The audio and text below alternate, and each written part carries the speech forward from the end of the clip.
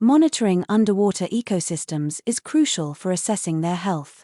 One important task is evaluating the size of coral colonies, such as the one shown in the box, in terms of living polyps.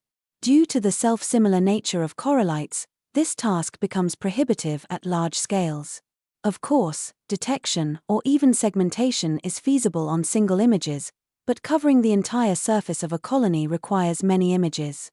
To avoid counting the same corallite multiple times, it is necessary to establish correspondences between corallites across all images, which is not an easy task. One possibility is to use structure from motion techniques to build a 3D model and count corallites directly on the model. This approach is currently in use and takes roughly 30 to 40 minutes for a colony like the one shown before.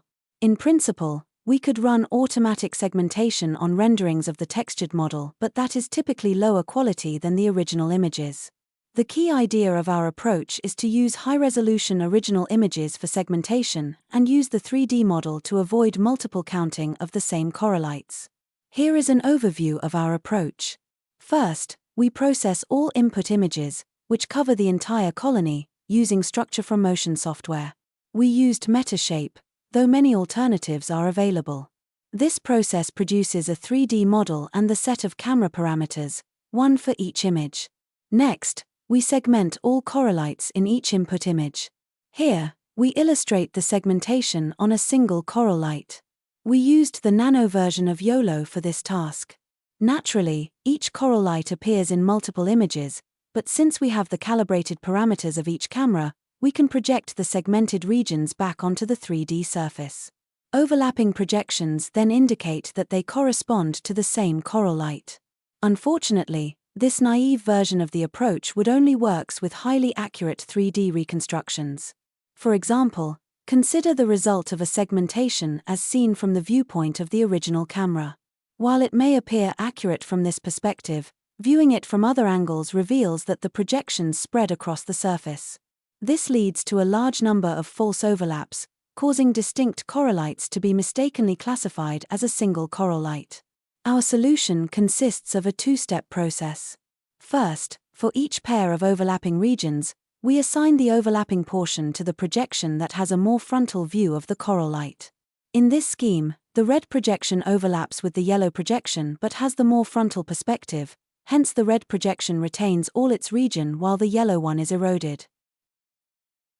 At the end of this step, there will be two classes of regions. The first class, shown on the right, consists of the projections of the masks from the most frontal image of each corallite. Those are the masks we want to count as corallites. The second class, shown on the left, contains the remaining regions, those that were eroded into ring-like shapes during the previous step. The next task is to accurately discriminate between these two classes.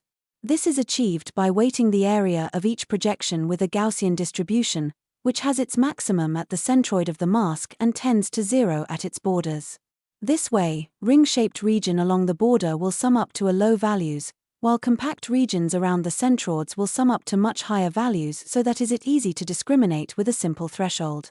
This video shows an interactive tool that we have developed to visualize the result of our method and validate it. It enables the user to see the model with the segmented corallites from a free point of view or, from the cameras the photographs were taken. Also, we can browse over the segmentation of specific corallites and the tool will show it overlaid to the original image.